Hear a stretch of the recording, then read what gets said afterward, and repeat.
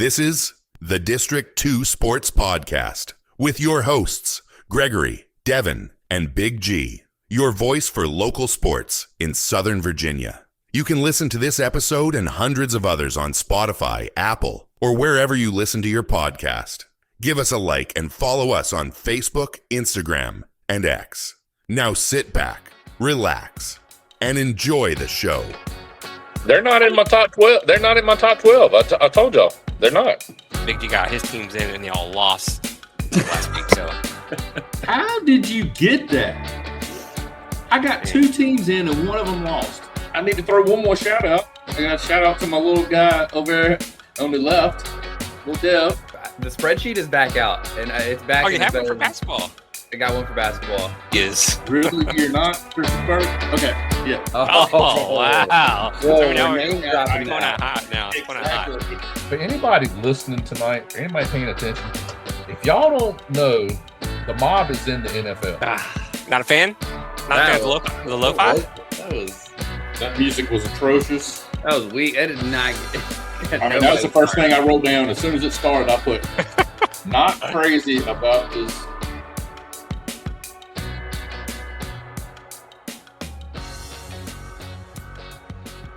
All right, so District 2 Sports Podcast, and we're back with another episode today.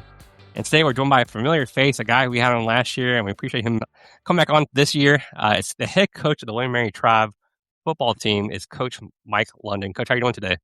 Good morning, fellas. I'm doing great. How are you doing? Good. I know it's the summer. I mean, are you able to enjoy the summer at all, or is it football nonstop? It's nonstop, but you got to be purposeful and mindful of just maybe disengaging for a little bit. Go with the family somewhere and just be a husband, a father, that type of thing, because there's always something going on. You know, our freshman just came in last week, and you're dealing with some separation anxiety already with some guys. And I got great coaches, and just say, hey, listen, you guys can handle this. I mean, 4th of July, I had the grill going, with make sure a couple guys that were from far away, they didn't have that familiarity of being close to home. And then all of a sudden it dawned on them that I'm not getting mom's barbecue chicken anymore right now. So you get Coach Al's barbecue chicken, you get mine. So, that's just things that happen as part of the transition, for young players. And, but that's just the way it is. And I don't mind doing it. But then again, we have to be purposeful about disengaging ourselves and taking a little bit of time with the family, just, regroup. Coach, I'm going to go ahead and jump in since he says I'm a czar of ruining all the questions and taking over everything. So I might as well just take my spot in the roster now. So listen, I was looking at your you talking about recruiting already and bringing in your freshmen. So just curious. I mean, I looked at the roster. A couple people stood out in that freshman class, and I'm just trying to find out. I know William and Mary is an established, institute and whatever, but I see that you got somebody from Piedmont, California. And then I see one that's even further away that might be, I'm going to attempt this, Wahawa, Hawaii. And I'm not even going to attempt his last name. So both of them are being wide receivers. So I'm just trying to find out how. I mean, do you have people on the West Coast that are helping you? Or, I mean, is there a certain person that flies out to the West Coast or what? That's a great question, Coach. I think one of the things we started talking about is the propositional value of each school. We are a school, kind of said, we're a public Ivy, blah, blah, blah. We are a great academic school. And you have to take whatever it is that you can say, this is what we are, and I'm proud of it. And then, and say, we'll go anywhere, recruit anyone. And it just so happens that one of the individuals that you talked about from Hawaii, his brother, his dad is in the military, and he's high up in the military. And as you know, in the military life, I'm being part of that life. You travel all over. And so what happened, his brother played here, did well, and now he's amongst our armed forces men and women that are out there serving our country. So while he was out there, we started recruiting his brother because his brother was a pretty good player in North Carolina, and they end up moving out to Hawaii. He said, hey, listen, this is a great place to be. His brother was there. His family already knew about the school, and they said, yes, I'm coming. And the same thing with the kid from California as well, that he knew people that were here, and the people that were here can say, because, in recruiting, you can tell a guy anything. and they may buy you, they may be drinking your Kool-Aid, they'll go wherever.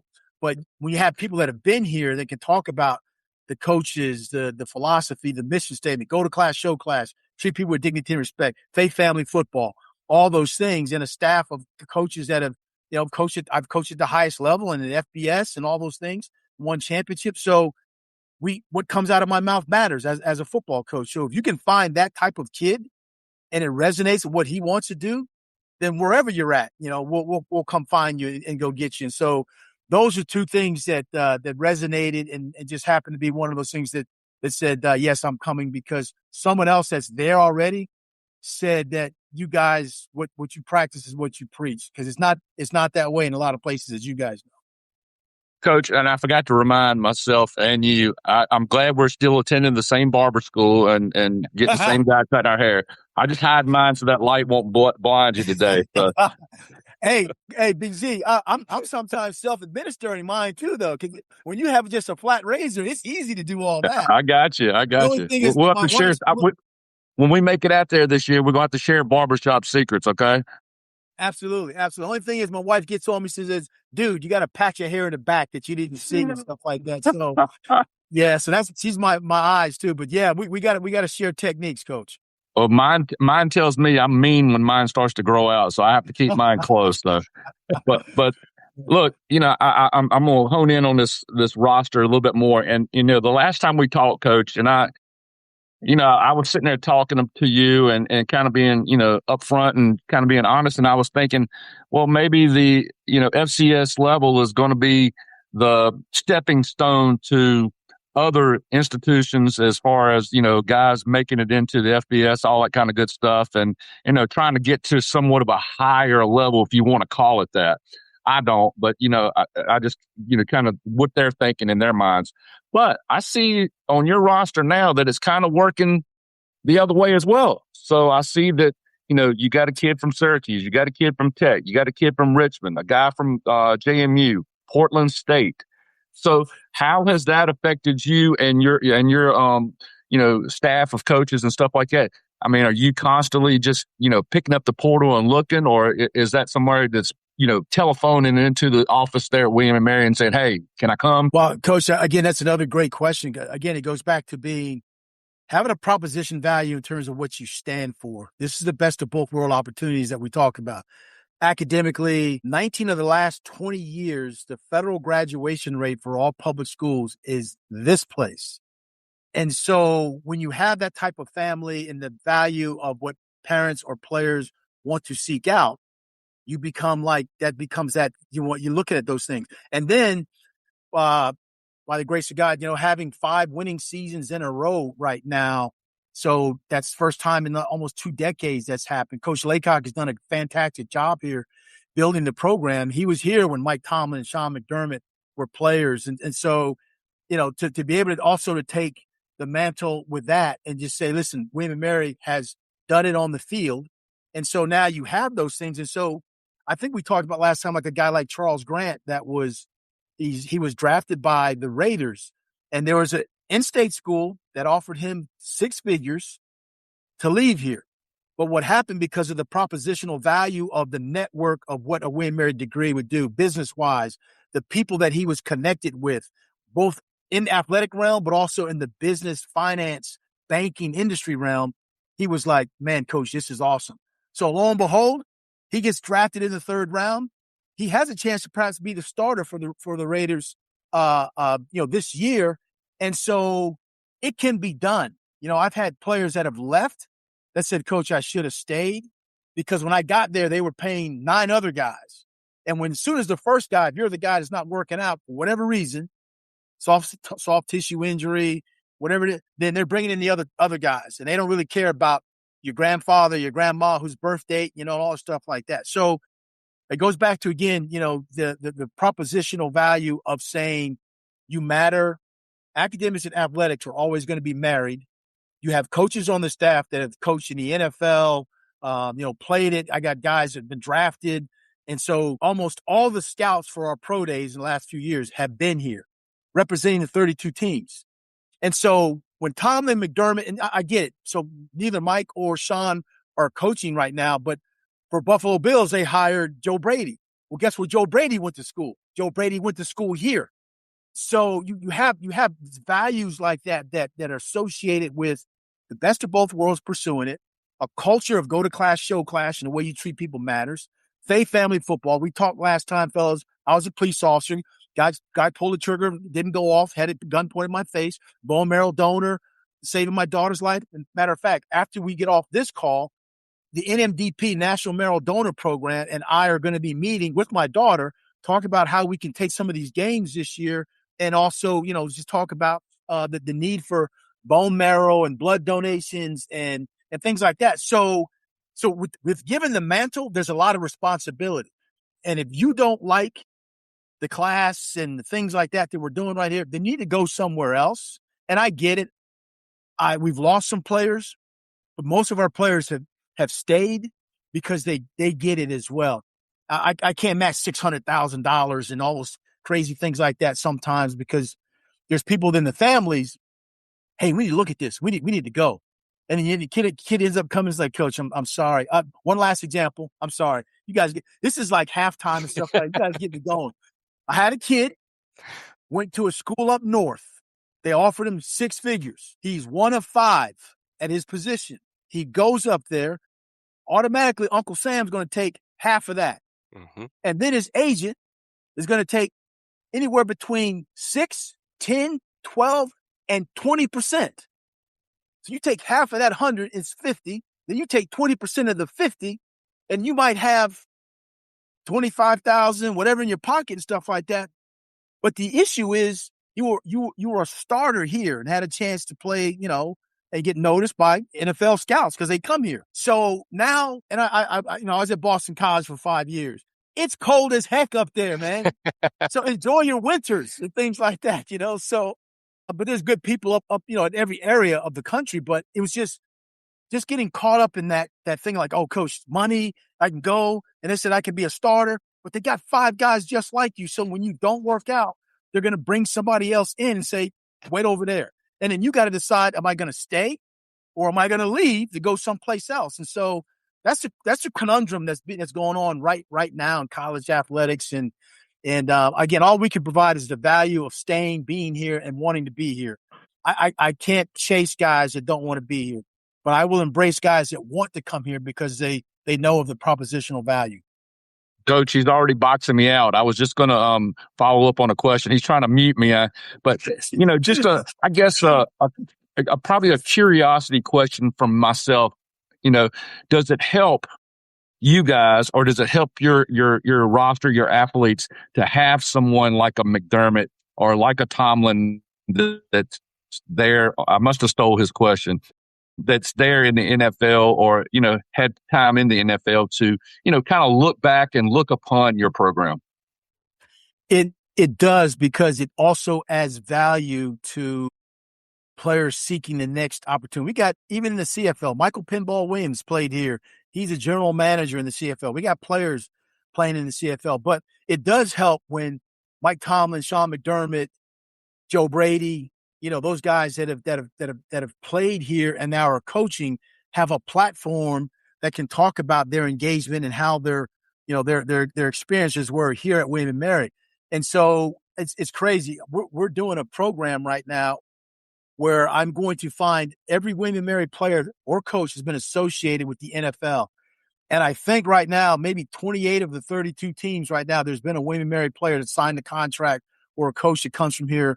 And so that's and for an FCS school right now, that's highly significant in terms of best of both worlds, or people knowing people that you can call up a guy. Sean McDermott, still a great friend of the program. Same thing with Mike and Joe Brady and the assistant coaches that have been here that are now at other places. So you have that opportunity to reach back and talk about the road to the NFL, because NFL stands for not for long too. Mm-hmm. National Football League, that's great, but also you got to have that degree. Coach, slightly different, but still on the topic there for the transfer portal and NIL. A lot of schools are hiring GMs to kind of handle that whole process of, hey, I'm going to coach the team, I'm going to do the X's and O's, go talk to GM about, getting paid and whatnot. Is that something William Mary is thinking about doing or has done? And how much did that kind of take off your stress levels for you just coaching the team? Well, you definitely want to have uh, a piece of the organization that can take some of those values that you're talking about and say you go, let's look at geographically where the students are coming from. What's the profile of their school? Are they doing well coming out of school? And so when they can help with those aspects of it, that's a big thing, because then we have to collaborate with them as well. They don't say now. The other thing they can do is, I don't know if you guys know, there's a film consortium called PFF where every college team in the country can get it. There's teams right now, FBS level, that all they have is a section of guys that look through after the season's over. If a guy is a postseason candidate, winner, or nominee, or award, or been recognized, then they look at that guy, put him on film and watch him, and they provide the athletic value to that player. And then, this is crazy, then because, they're the NIL agents that are out there and they're putting themselves on social media and they're trying to represent kids. Then what's happening is somebody contacts those players, which is legal right now. And they contact the player and they talk about perhaps representing them. So those aspects of what general managers try to do to say, here's the value of a player. Yes, there are some players that were postseason recognition awardees. You may have somebody coming after this guy, so it's just kind of like the windshield wiper of allowing you to kind of see some things and get some of the fog out of there. But again, we have one here. We got our basketball, men and women's basketball team do a great job. I think our basketball team is fully engaged with that because you have a level of success here, and then some guys want to leave and they want to go to to that next level, whatever they anticipate that being. But we do have a general manager that was a former business dean here. So he adds some of those things about what I talked about, where they're coming from, the profile of the school, how are they doing academically, those types of things. And then also we ingratiate a player that we'll watch a film and we'll talk about positional values, the height, weight, times and things like that we're looking for players to do. So, and the last thing I'll say is, signing these contracts, these players also understanding, we want to get that NFL model. Here's what's going to happen. You might sign for whatever you're going to get, but if you're late for a class, late for a meeting, you don't turn in your equipment when you're supposed to, you all those things like that, you're going to get fined.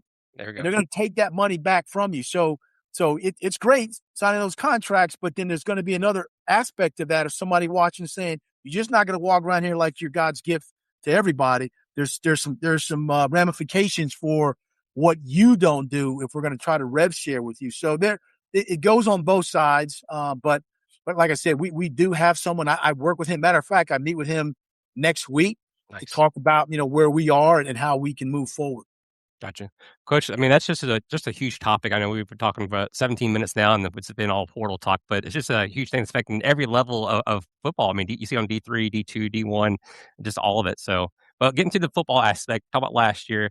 You guys go 7-5 overall, 6-2 in your last season there in the CAA. Look at the schedule. You guys, I mean, 3 games there decided by a touchdown or less. So what your overall thoughts on last season? Yeah.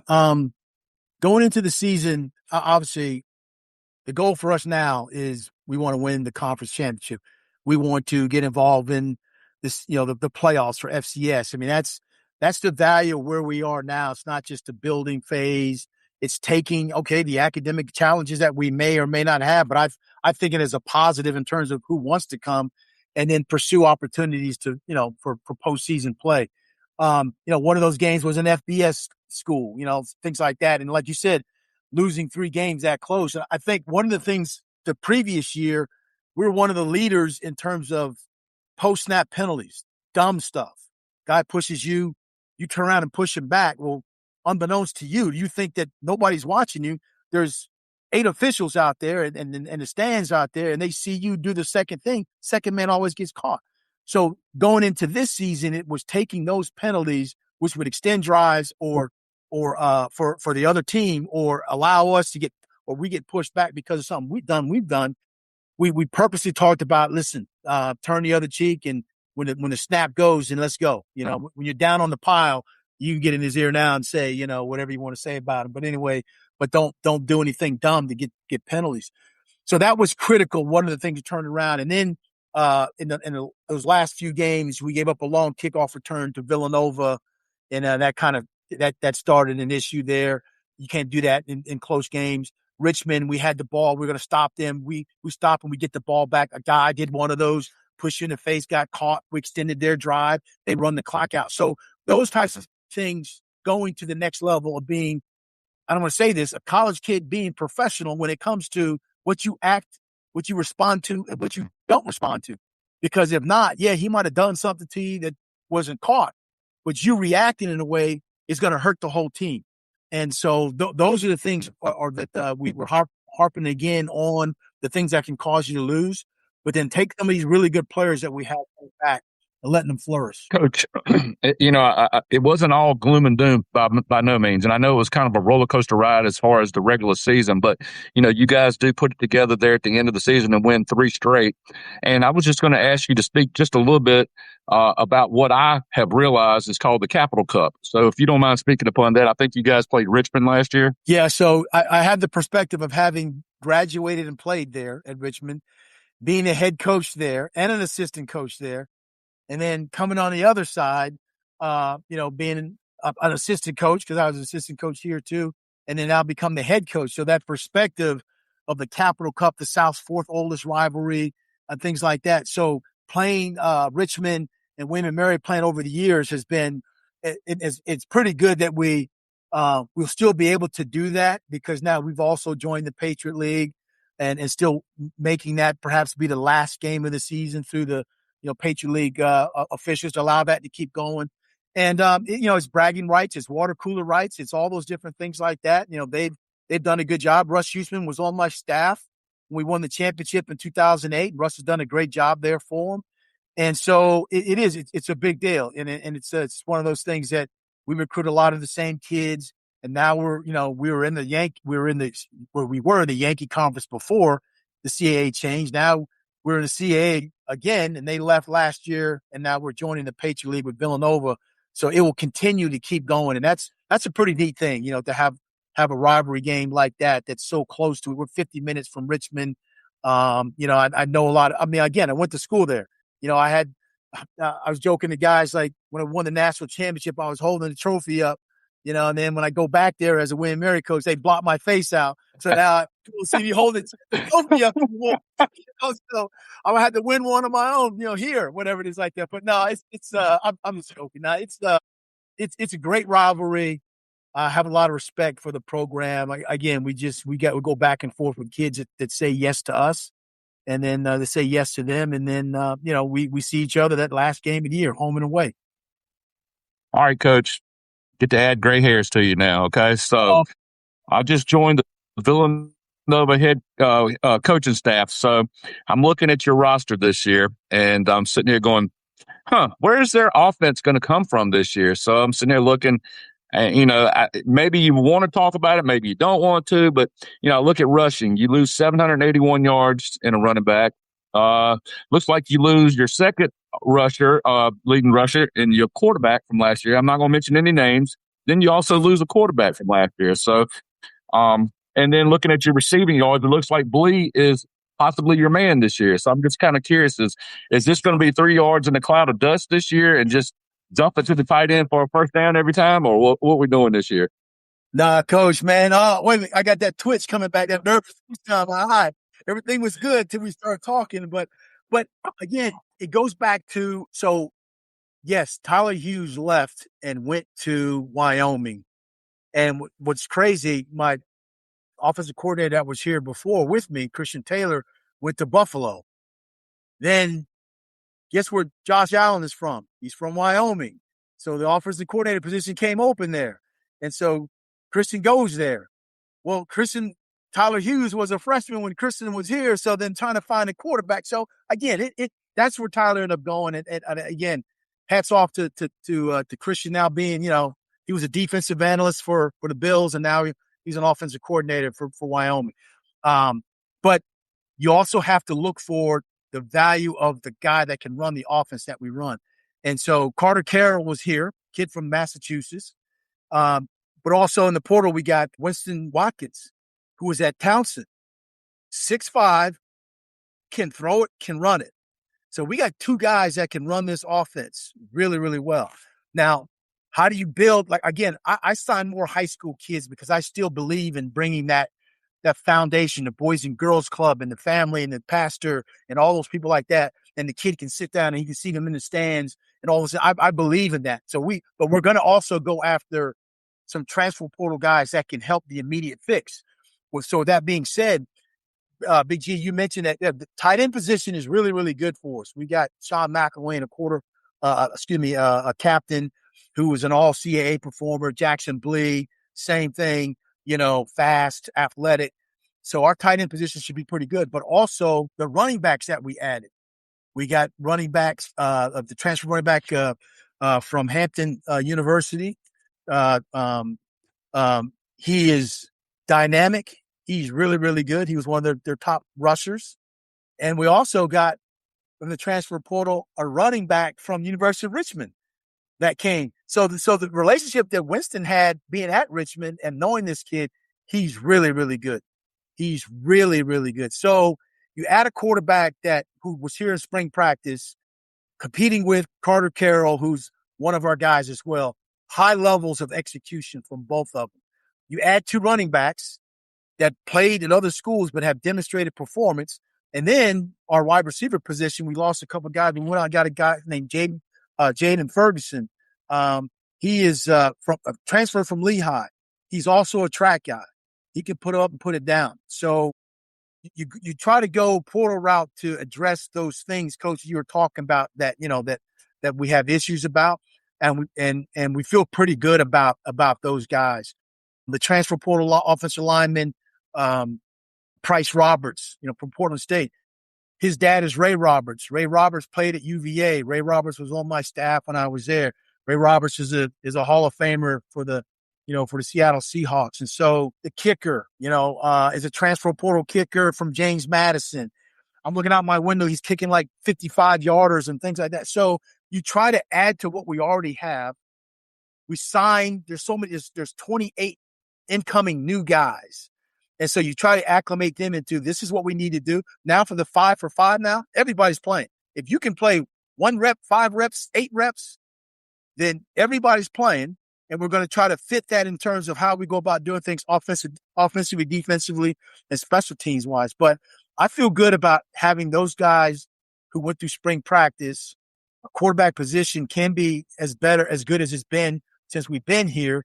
And the running back position with guys that are already here, but then the 2 new additions of guys that were some of the best players on their teams that they're coming from, that's a big deal, so we're excited about that. Coach, I'm always interested in our local guys and finding out, how they're doing on the next level and stuff like that. And I know you've got one that was, I think, the scout team player of the year last year in Caleb Martin from Magna Vista High School, but from Danville, actually.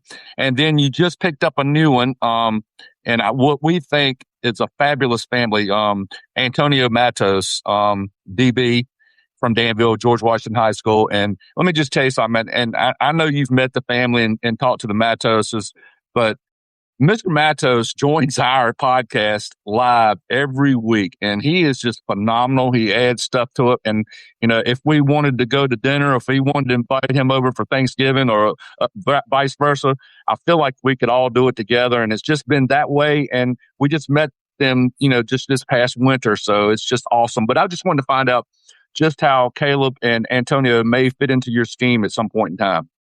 Yeah, they're here now, and Caleb done a really good job for us that he was playing behind one of those transfer D linemen from Syracuse. One of our other guys got hurt, Dab D'Amenzio, who's back. He was our captain, probably another perhaps draft pick.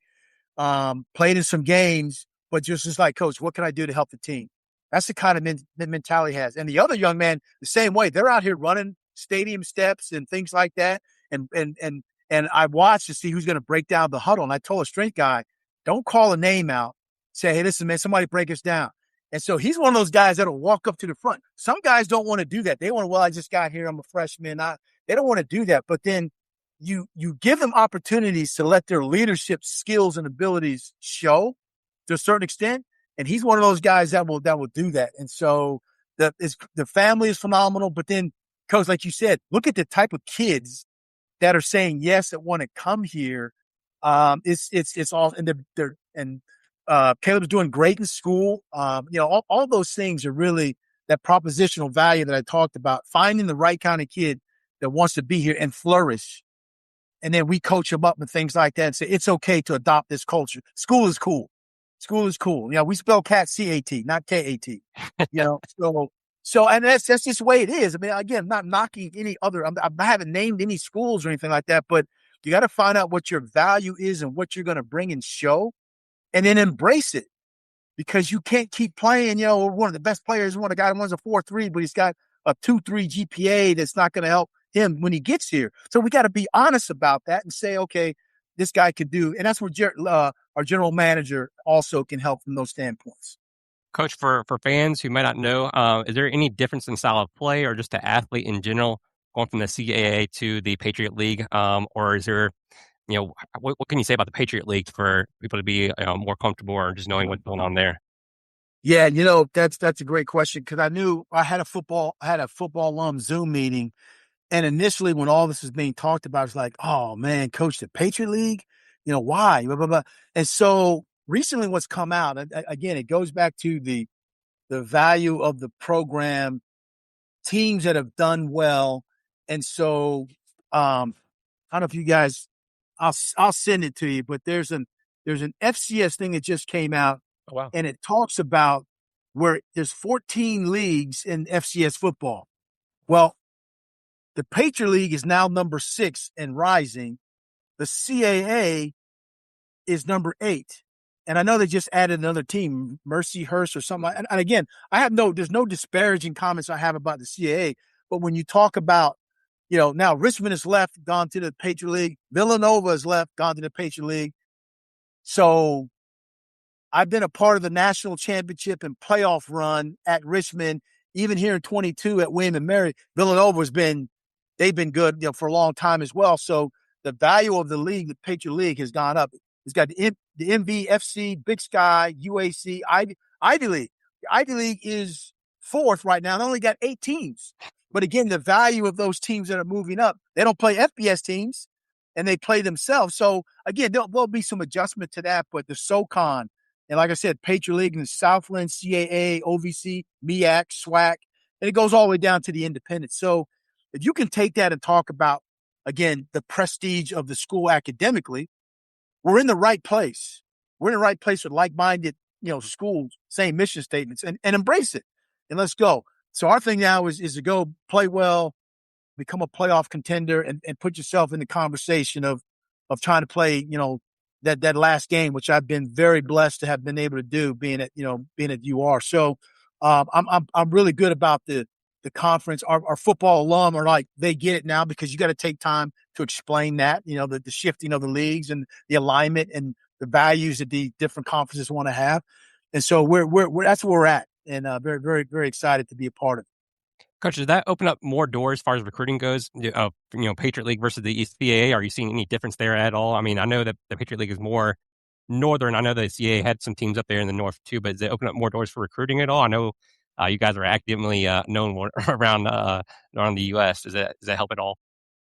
It does, from the standpoint that Georgetown's in it, and you have again, you got Fordham. You got we were just talking the other day, because the proposition value of recruiting at different schools is maybe you can say more northern centric, when you have Holy Cross, Lafayette, Lehigh, PA, Bucknell, Colgate, Georgetown, Fordham, and now you add Villanova, Richmond, and us.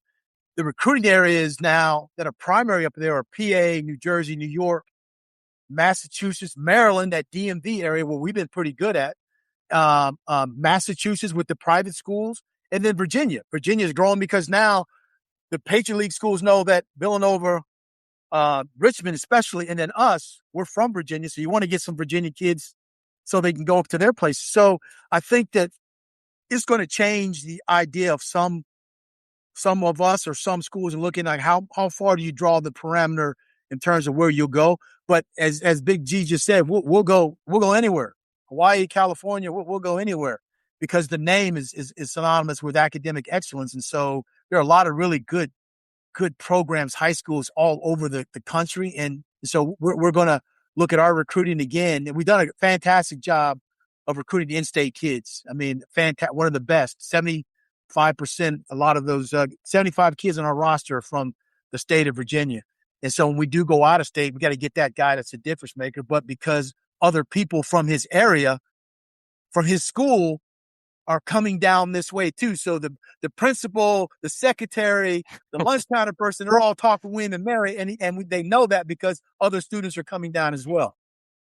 Coach, I look at the schedule. Coach, it seems like every year. Oh, No, I'm sorry. I was just going to say, I was going to tell Coach, I know Devin and Gregory do a fabulous job on a recruiting board. And, we see talent quite often on Friday nights, especially when we try to get to a live high school game and stuff like that.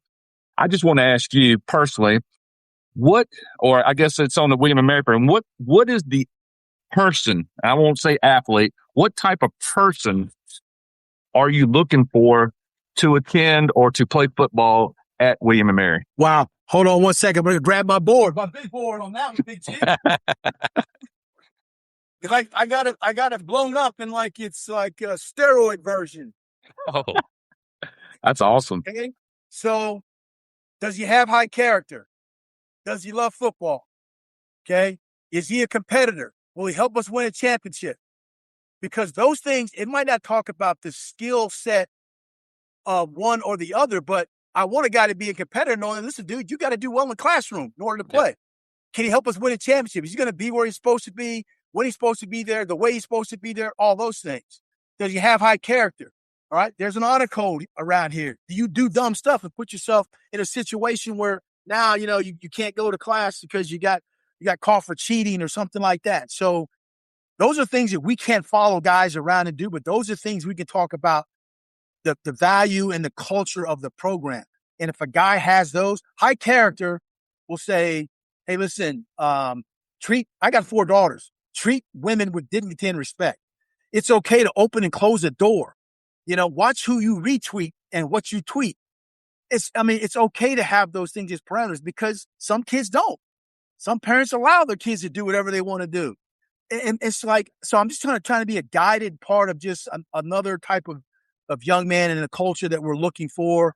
And by the grace of God, a lot of young kids and parents are like, it's what they want for their son. And so that's what we do. And that's probably been the difference. So the recruiting, Big G, is I like watching game film because what do kids send? They send highlight tape. They don't put lowlights on highlight tapes. They don't put you not running to the ball when the ball goes away on a highlight tape. I like watching the game. So when you're up by a lot, are you still giving the same effort? Or if you're down and you're a quarterback, you throw the ball and the receiver doesn't catch it, you throw your hands up in the air like, what are you doing? I like watching body psychology and things like that. We like going to games because we watch kids play those games, but then I'm going to watch a game tape, not just, I know for expediency purposes, highlight tapes are good, but it tells a lot about a player when you're up, when you're down, when the game's close, who they putting the ball in whose hands or who's got 3-by-1 and then they want their best players to the field and you're that corner that's in his face and you're like, here we go. That says a lot, whether he catches it or not. Because even if the guy catches it and you do all the techniques of hip to hip, going through the hands, and then all of a sudden the receiver makes a great play, it's not that the DB is terrible. It's like that wide receiver made a great play, but the technical part of the DB doing all those things that can be taught, even to get him better. Rosside Dallin is my secondary coach. He's a 2nd-round draft pick for the New England Patriots. He'll teach you. You'll get better at that. So we don't necessarily snub people off a list, but you can get scratched off a list if you're loafing and the ball goes away, or you're up there throwing, doing annex with with your team players, or you're winning or you're losing a lot and you go sit on the end of the bench while your team's playing. Those things, they send tidal waves of messaging as opposed to what a highlight tape does. You put all your best plays on a highlight tape. You don't see some of those other things. Well, Coach, I'm going to let Gregory finish up in just a second, but I'm going to piggyback off of what I just said. I've seen a million interviews with college baseball coaches, and I'm going to kind of bring this back down to the football level, whereas the kids are playing baseball year round. And I'm not sure if there's any basic football leagues, that the kids can play in year round. But the question is this, they ask all these coaches, hey, do you want a player or a baseball player that plays year round, plays nothing but baseball? Or would you rather have that athlete that has played football, that has played basketball, that's in different situations, such as, less than a second or 2 seconds on the clock, and the guy's at the free throw line shooting a free throw to win the game or tie the game up, or 2-minute drill taking a team downfield. Is that somebody that you are looking for, or are you looking for that football player? Yeah, that's a great question. But remember, I spent some time with Al Grove at Virginia, who was with Parcells and Belichick and all those things, and I know that one of the things we got when I was an assistant and got with Coach Grove, we wanted to see the other sports that a guy played, like, say, a lineman, if you were a wrestler. Because what better way to talk about weight and balance and things like that than being a wrestler, because you're going to get in those body positions to do that. If you were a lacrosse player, what better way as a big guy running and having also hand-eye coordination in terms of moving and gaining ground and giving ground and contorting your body to make shots? That's a movement that lacrosse does. So I get it. Baseball just all year round has certain movements. You can see certain athletic skills, but there's nothing like a guy that plays multiple sports that can show when he gets in those different body positions and things like that says, you know what, you can check a box off. I'm going to start taking football guys that run track. What better way? When I was at Virginia, Miami and Florida State, they're relay sprint teams when receivers and DBs. What better way to run faster than a track coach has been there, done that, to run faster? That's like we're talking about Jalen Ferguson. One of our receivers from Lehigh is a guy that long jumps, triple jumps, high jumps, does all those things. We'll get better at doing that because it's going to transfer over onto the football field when the DB's playing one-on-one with you and you're running a 9 route and you got to go up and get it because you can jump 6'8" or whatever it is like that. You can go up so the values add together. Again, I'm probably going to get baseball coaches pissed at me and stuff like that. I apologize, but it's like I'm a football guy that have seen the different skill set and the way people move with the wrestlers and all those things like that. And basketball too with a big guy. Are you a Hack-a-Shaq or are you a Tracy McGrady? What kind of guy are you? Coach, last one. I told you we could get out of here as soon as possible. So last one from me. Oh, yeah. What does William & Mary football have to do this season to be successful? Wow. I think take what we do and the schemes and systems that have been implanted in our players that have number one, the buy-in has been incredible. The buy-in has been incredible because the culture remains strong. And when you have things like that, then that's the thing that, it's 4th and 2 and, guys want to, coach, give me the ball, I'll do it. Or I know that I got to make these blocks right here to make the whole thing go. Nobody's looking for who's getting the credit. They want the opportunity for the thing that drive to continue or that drive the Hulk, and making sure that whatever might be said and knowing in that critical time that you mouthing off and grabbing some guy, that's not the appropriate time. So I think this team has galvanized around, it's what you do, it's how you act and it's how you react that can control your fortunes. And I think that's the thing that this team has learned, and we're excited about getting out there competing. And we played Villanova our first game at their place on Friday night, ESPN. Looking forward to it. Looking forward to it, Coach. Coach, I wrote every one of my questions down in green ink. I just wanted to let you know it's my favorite color. So, listen, and I'm not known for backing off, and I'm not above begging and barring and pleading. So we definitely want to get out there, and I know we want to follow you guys and see a game, and maybe do like a game day for especially for some of our local kids that like Caleb and for Antonio, if all possible, if you'll allow it. Absolutely. Yes. I'd love to have you guys down even on Fridays when you come down. I have guest speakers on Friday that talk, who are doctors, lawyers, guys that have gone on and done good things in the community. Because we play on Saturdays. And what happens with me sometimes is like, I can't bite a chicken head off on Friday night. So I'm just like, you know what? Just relax, London. Let these guys talk to alumni that have been there, done that, and then bite the chicken head off on Saturday morning or something like that. But you guys can come and look at some stuff like that, as we're going on. You know what I mean? I'd love to have you come down. Well, Coach, Appreciate you, Coach. Yeah, Vic, your time it's always fun talking to you. I think we get you riled up a little bit of some of these questions. We do apologize, but you're just a wealth of knowledge. We appreciate you. I appreciate it. Thanks, fellas. Thank you, Coach. Good luck, Coach. All right. See you. Bye-bye. Bye.